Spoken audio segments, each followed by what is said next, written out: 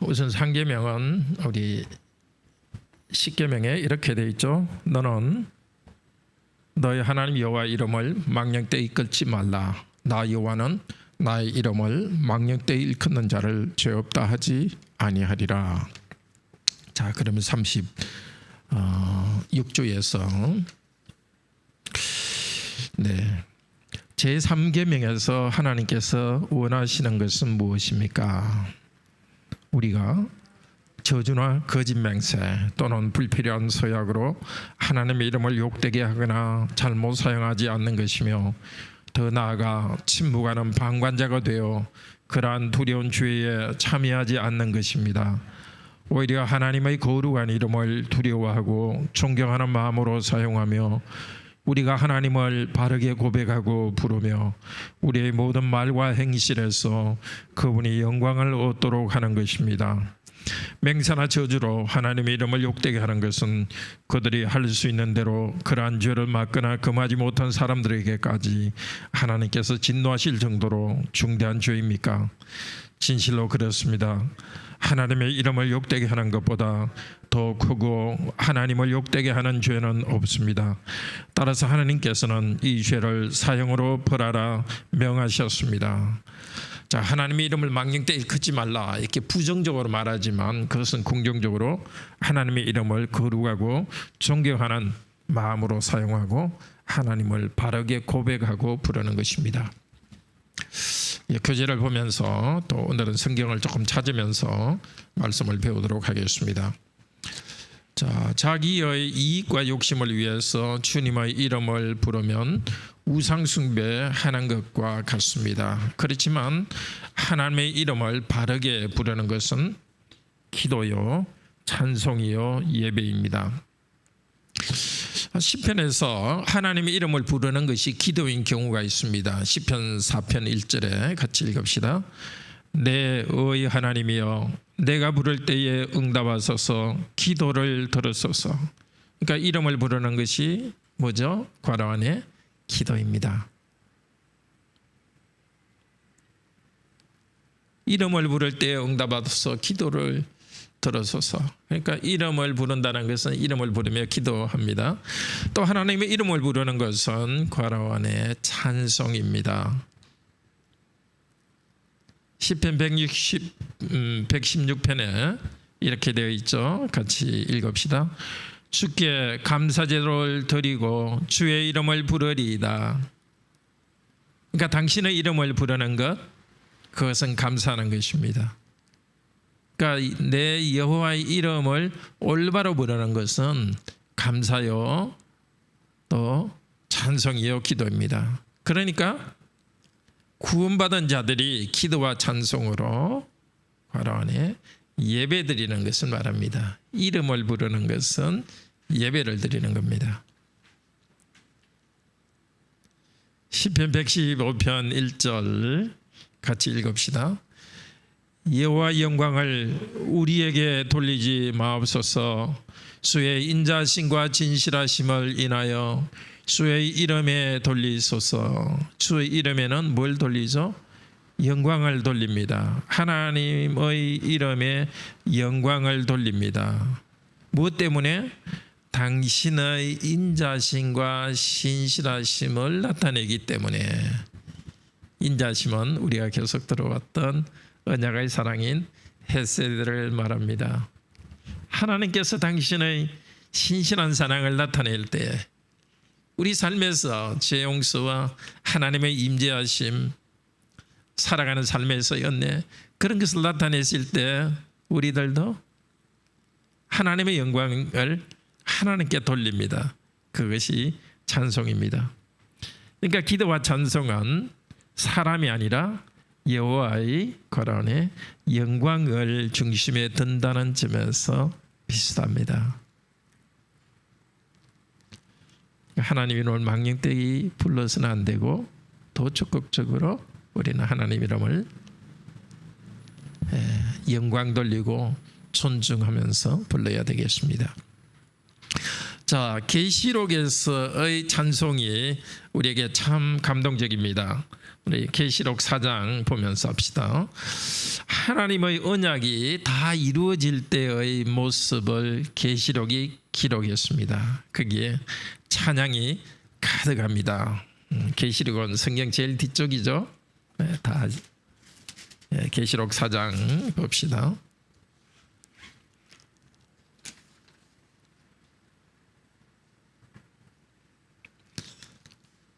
하나님 주위에, 보좌 주위에 있는 24장로와 장로들, 천사들이라 할 수 있죠. 우리 성도들을 대표하는 천사들이 하나님 앞에 엎드려 경배하고 관을 드리면서 이렇게 찬양합니다. 4장 11절 같이 읽읍시다. 우리 주 하나님이여, 영광과 존귀와 능력을 받으시는 것이 합당하오니 주께서 만물을 지으신지라. 만물이 주의 뜻대로 있었고 또 지으심을 받았나이다. 자, 바로 앞쪽에 나오는 것이 뭐냐면은 10절에서 24장로들이 하나님께서 자기에게 주신 관을 다시 하나님 앞에 드립니다. 그렇죠? 10절에 자기의 관을 보좌 앞에 드리며 하나님께서 이 우리 사람을 대표하는 천사들에게 관을 씌워주며 영광스럽게 했습니다. 하나님께서 영광스럽게 하셨기 때문에 그 은혜를 감사해서 다시 하나님께 영광을 돌려드린 것, 그것이 찬송이라는 것을 보여줍니다. 계시록 5장 9절에서 10절 한 장 넘기면은 찬송이 나옵니다. 자, 네 생물과 24장로 보좌 주위에 있는 천사들이 이렇게 하나님을 찬송합니다. 9절 10절 같이 읽읍시다. 그들이 새 노래를 불러 이르되 두루마리를 가지시고 그 인봉을 뜨기에 합당하시도다. 일찍이 죽임을 당하사 각 족속과 방언과 백성과 나라 가운데서 사람들을 피로 사서 하나님께 드리시고 그들로 우리 하나님 앞에서 나라와 제사장들을 삼으셨으니 그들이 땅에서 왕노릇 하리로다 하더라. 무엇 때문에 찬양합니까? 그리스도께서 하나님 백성들을 피로 사셔서 그들을 왕으로 삼아 주셨기 때문입니다. 만물을 다스리도록 큰 은혜를 주셨습니다. 이 큰 은혜를 하나님께서 먼저 주셨기 때문에 찬양합니다. 먼저 은혜를 주시고 그 다음에 찬양합니다. 그러니까 계시록은 무서운 책이 아니라 핍박당하는 성도들에게 큰 위로의 책입니다. 교재를 봅시다. 하나님께서 먼저 구원을 베풀어 주십니다. 그리고 베풀어 주신 구원에 대해서 말해 주십니다. 하나님이 구원하시는 것은 말과 함께 오죠. 그리고 성도는 그 구원에 대해서 높이면서 감사하고 찬양합니다. 하나님이 구원하시고 구원의 은혜를 선언하실 때 우리들은 하나님을 감사 찬양합니다. 그러니까 하나님께서 먼저 행하신 일에 대해서 우리가 하나님을 감사 찬양하는데, 그렇지만 우리가 우상에게 하듯이 자기 행복을 위해서만 기도한다든지 자기 기분에 따라서 감사 찬양하는 것은 올바르지 않습니다. 우리 지난주에도 내 영혼아 하나님을 찬양하라, 내 속에 있는 것들아 하나님을 찬양하라. 그분이 너희 죄를 용서하시고 너에게 좋은 것을 주시기 때문이다. 하나님 중심으로 찬양해야 됩니다. 이제 예수님께서 오셔서 참된 예배를 드릴 수 있도록 해주셨습니다. 요한복음 4장 23절 4절 봅시다.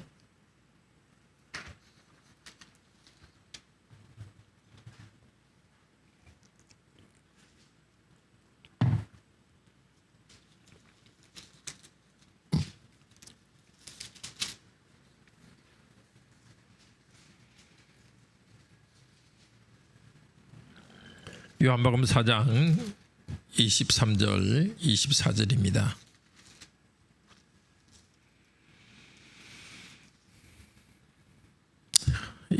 어떤 여인이 예수님께 어디서 예배해야 됩니까? 이렇게 물을 때 예수님께서 말씀하십니다.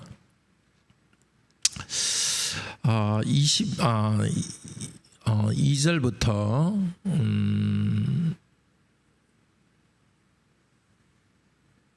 21절에서 23절 24절입니다. 같이 읽읍시다. 아버지께 참되게 예배하는 자들은 영과 진리로 예배할 때가 오나니 곧 이때라.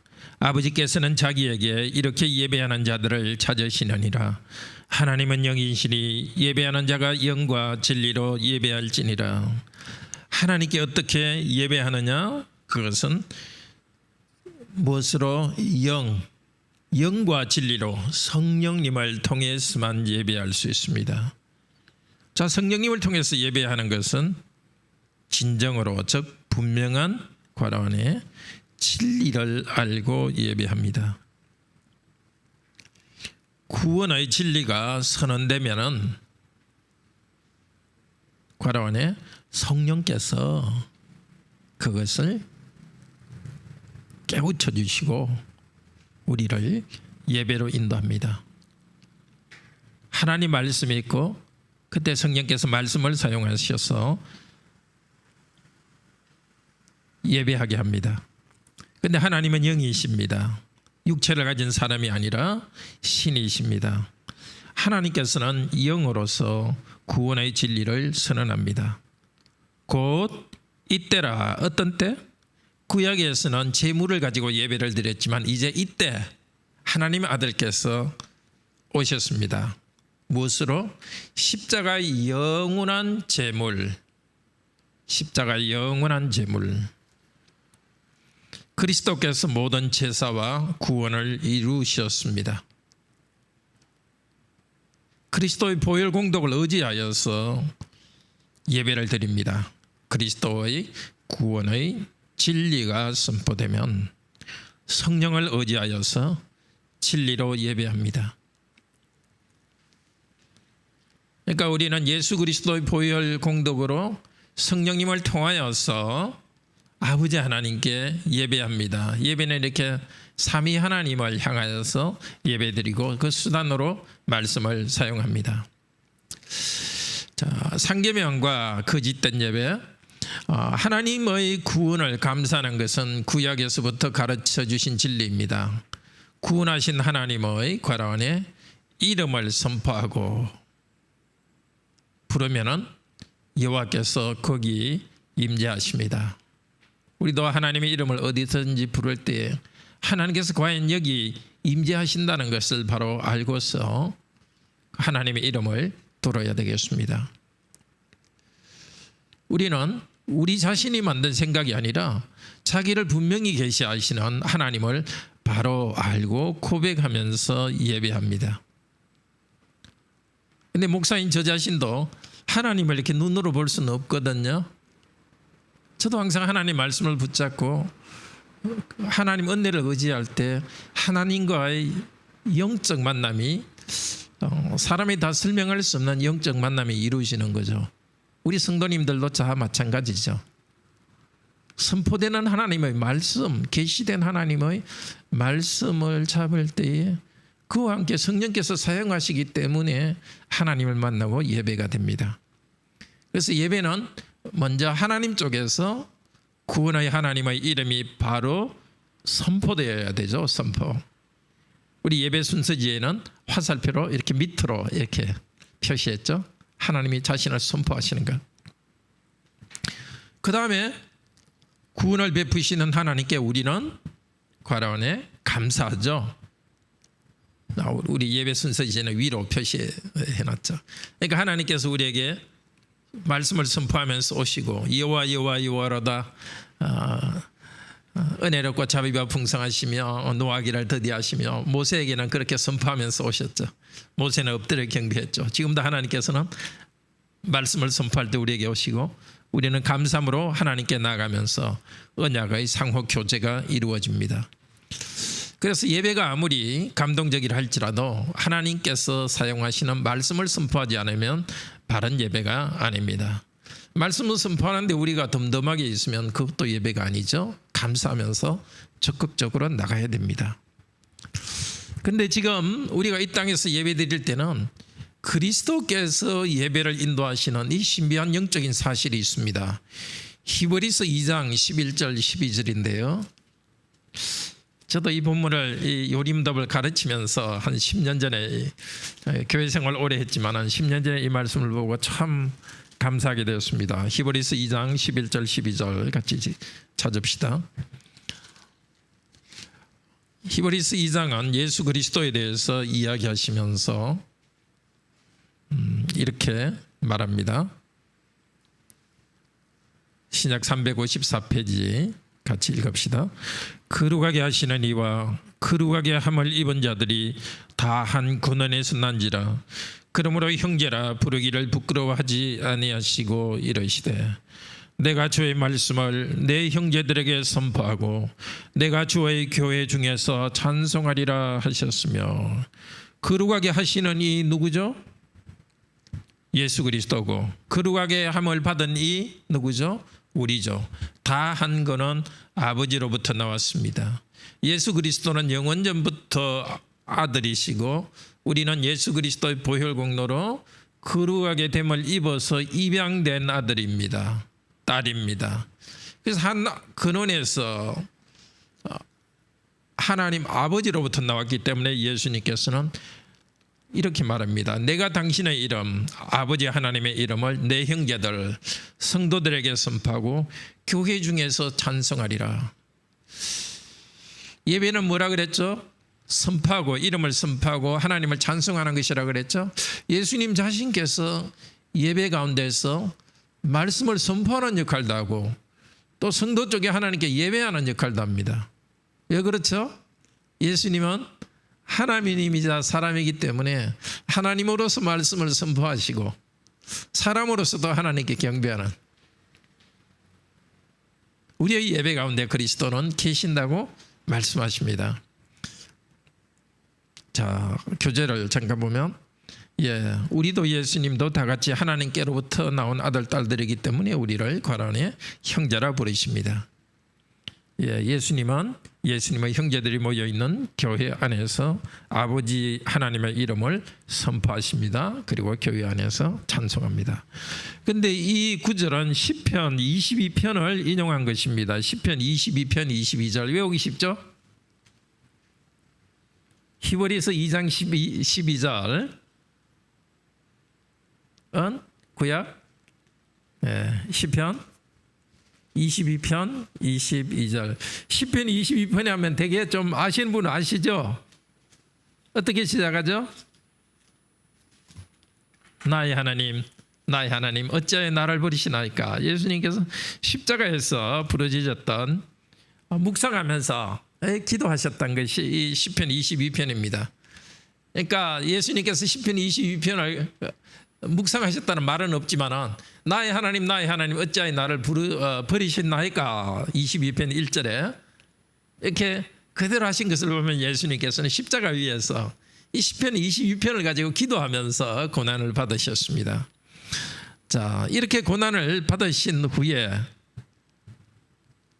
그 다음에 부활하실 때 어떻게 하느냐, 십자가에서 이제 기도하셨습니다. 기도한 내용이 이제 이 1절부터 쭉 21절까지 나옵니다. 22편 21절. 21절은 뭐라고 되어 있죠? 같이 읽읍시다.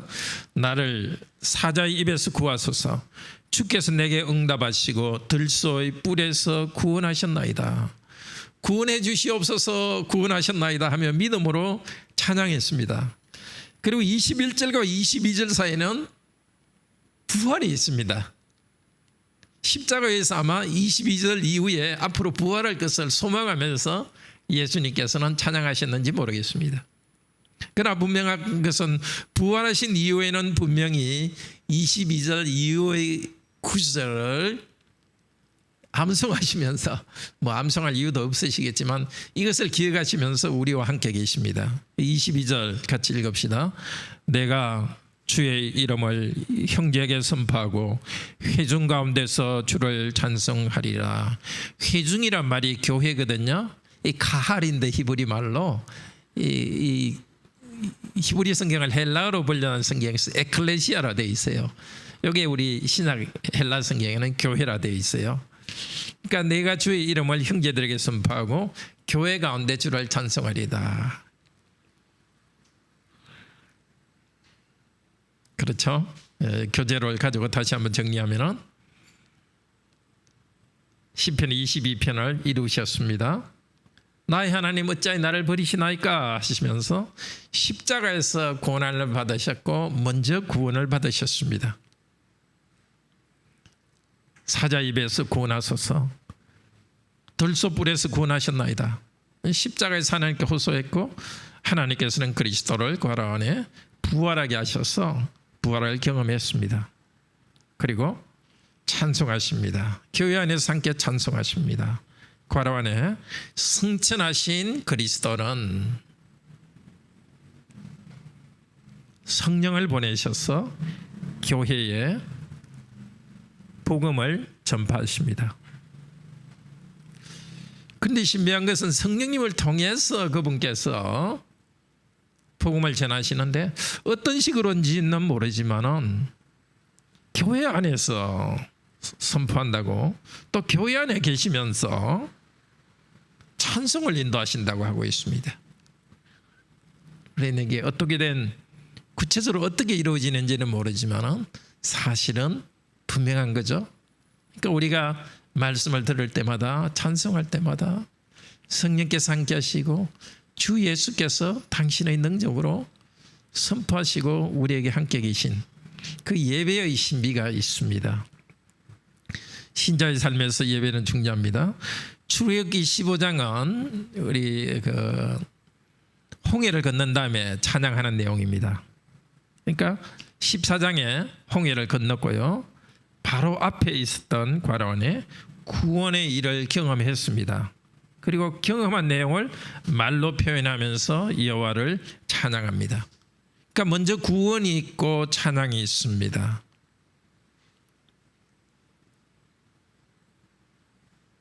그래서 항상 여호와께서 구원하시고 우리는 그 구원을 경험하는 것인데 이런 것이 없이 그냥 여호와의 이름만 부르고 있다면 우상 숭배적이 될 수가 있습니다.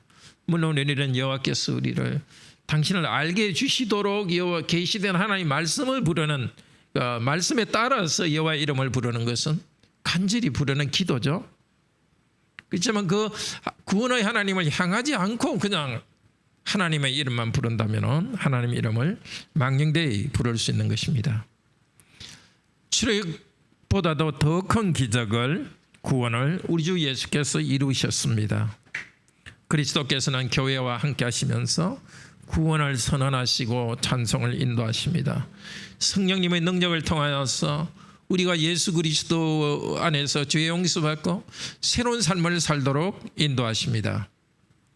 이 진리, 그리스도께서 교회 안에 계시면서 말씀을 선포하시고 말씀을 선포하시면서 또 그것도 이루어 가십니다. 그 말만 있는 것이 아니라 구원의 선포만 있는 것이 아니라 구원을 이루어 가십니다. 우리가 말씀을 들을 때 실제 구원의 일이 일어나고 있습니다. 죄 용서와 거룩하게 되는 일이 이루어지고 있습니다. 또 그리스도께서는 이 안에서 우리의 경배를 받으시기도 하지만은 하나님께 경배할 수 있도록 우리를 인도하고 있습니다. 우리는 이 사실을 선포해야 됩니다. 자, 그렇지만 우리는 어떻죠? 예배에 나올 때마다 무엇을 느낍니까? 본성적으로 하나님과 이웃을 미워하는 경향이 있다는 것을 우리는 계속 깨닫습니다. 그러니까 뒤로 물러갑니까? 나는 굉장히 한 주간 동안 나는 깨끗이 산 다음에 교회에 오겠다? 그럴까요? 특히 우리 청년들 중에는 그렇게 생각하는 사람들이 있더라고요.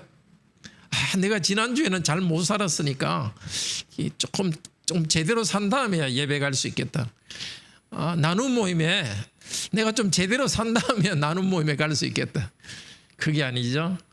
우리는 예배에도 하나님 은혜를 바라면서 나오고 함께 나눈 모임도 그것이 은혜가 있는 곳이기 때문에 성도 입을 통한 말씀이 있는 곳이기 때문에 그 말씀을 들으러 나오는 것입니다. 계속해서 우리는 과라원의 재용서의 복음을 듣고 구원의 진리를 들어야 됩니다. 주중에 내가 행한 선한 행동을 믿고서 그것을 자랑하며 예배 나오는 것이 아니고 부족하지만은 구원의 은혜를 바라면서 나옵니다. 물론 주중에 주님께서 주신 은혜를 감사하며 나옵니다. 그러니까 아무리 주중에 우리에게 주신 은혜를 감사하며 예배를 나온다 하더라도 냉정히 돌아보면 우리는 본성적으로 죄인인 것을 알기 때문에 다시 재용서의 은혜를 바라보고 나옵니다. 그래서 우리는 교회에서 계속 복음을 듣고 거론해 예배의 요소죠. 성찬을 받으면서 구원의 진리를 깨달아야 됩니다. 하나님 쪽에서 오는 게 뭐죠? 말씀과 성찬입니다. 혹은 그 성례입니다. 과라원의 재용서의 복음을 듣고 진리를 들어야 되겠고요. 계속 복음을 듣고 성찬을 받읍시다. 자, 이렇게 복음을 받으면 어떻게 되겠죠? 성령님을 의지하여 하나님의 이름을 부르면서 재용서를 받고 그 다음에 주님을 찬양해야 되겠죠. 계속 받고 계속 찬양합니다. 우리는 성령님을 의지하여 하나님 이름을 부르면서 재용서를 받고 주님을 찬양합니다. 바르게 예배드리면서 예배 가운데 우리는 주님의 형상으로 변화되어 갑니다. 아마 예배 전에 그 설교 전에 기도할 때 종종 그 기도를 하나님께 드리는 걸 기억하실 것입니다. 하나님, 바로 이 예배 중에 우리가 하나님의 형상으로 변화되게 해주세요. 씻어주시고 거룩하게 변화시켜 주십니다. 이렇게 예배할 때 우리는 새하늘과 새 땅에서 어린 양의 혼인잔치에 참여하면서 영원히 찬양할 것입니다. 그러니까 예배 때 들은 말씀을 가지고 주중에 실천하면서도 변화되죠. 그렇지만 그보다 더 근본적인 변화는 예배 가운데 내가 존재가, 감정의 의지가 변화되어서 새로운 사람으로 변화되는 겁니다. 그래서 요즘 이렇게 교회가 뭐 그리스도인의 삶의 실천이 없다 이렇게 하면서 예배보다는 사랑의 실천이 중요하다 이렇게 하는 것은 정말 그 주님께 주신 복음의 본질을 알지 못하는 것입니다. 예배 가운데 본질적인 변화가 일어나면서 삶에서 윤리적인 또 변화도 함께 나오는 것입니다. 정말 예배에서 복음을 바로 듣고 하나님을 찬양할 수 있기를 바랍니다. 다 같이 하나님께 기도드립시다. 자비로우신 하나님, 하나님께서 먼저 우리에게 오셔서 사람이 되시고 하나님의 그 언약적 사랑과 영광을 몸으로 나타내 주셨습니다. 예수 그리스도 안에서 나타난 그 영광, 또 그리스도께서 사랑과 하나님으로서 우리의 모든 죄와 저주를 짊어지시고 십자가에서 완전한 제사를 드리심으로써 저희가 죄 용서받고 저주로부터 벗어났습니다. 이 복음을 들었지만 저희가 계속 들을 때 성령께서 계속해서 죄 용서와 또 동시에 거룩한 마음을 일으켜 주십니다. 이런 마음을 일으켜 주실 때 저희가 하나님을 찬송하면서 예배하게 하셔서 예배 가운데 하나님을 만나고 또 하나님을 경배하기 때문에 삶에서도 하나님을 경배하는 삶이 이어지는 것을 저희들이 믿고 간구드립니다. 남은 한 주간 동안도 이 삶을 주시고 이번 주일에 예배할 때도 주님 큰 은혜 내려주시옵소서. 살아계신 우리 주 예수 그리스도 이름으로 기도드립니다. 아멘. 네, 오늘 저녁에 편한 잠 되시고요. 우리 중학생들 정말 잘 나왔어요. 중고등학생 정원이, 요한이, 정민이, 민재 훌륭합니다. 박수. 네, 다들 편히 주무십시오. 네.